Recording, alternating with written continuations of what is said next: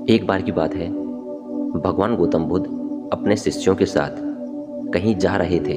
तभी वह रास्ते में विश्राम के लिए रुकते हैं और उनका मन बहलाने के लिए भगवान गौतम बुद्ध एक कहानी सुनाते हैं। एक नगर में एक व्यक्ति रहता था जो छोटा मोटा व्यापार करके अपना घर का गुजारा चलाता था।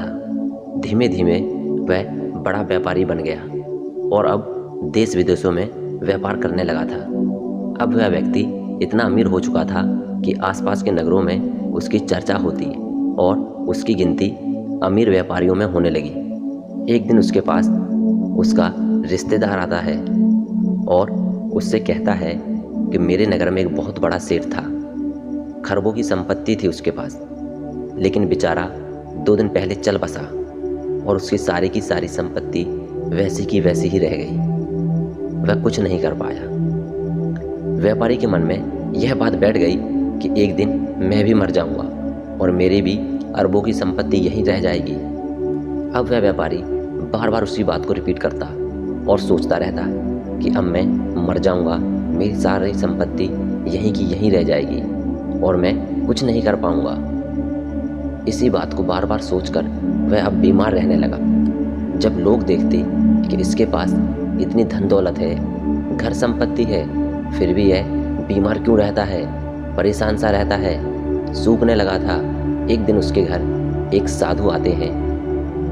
साधु को देखकर वह व्यापारी साधु के चरणों में गिर पड़ता है और रोने लगता है और कहता है, महाराज, एक दिन मैं मर जाऊंगा और मेरी सारी की सारी संपत्ति यहीं धरी रह जाएगी।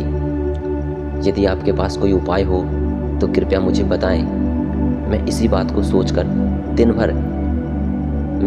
को दिन भर सोचता रहता हूँ और परेशान रहता हूँ। ना मुझसे खाना खाया जाता है, ना ही किसी काम में मन लगता है।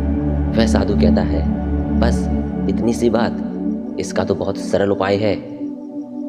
तो व्यापारी बड़ा खुश हो जाता है और कहता है, महाराज बताइए क्या उपाय है इसका। तो साधु कहता है, जब भी तुम्हारे मन में मृत्यु का विचार आए तो तुम्हें यह शब्द दोहराने हैं कि मौत जब आएगी जब आएगी, अभी तो मैं खुशी से जी लूं, अभी तो मेरा जीवन बहुत है। और साधु कहता है, तुम इस बात को 7 दिनों तक दोहराते रहना, मैं 7 दिनों बाद तुम्हारे पास फिर से आऊँगा। और साधु चला जाता है। वह व्यापारी ऐसा ही करता है।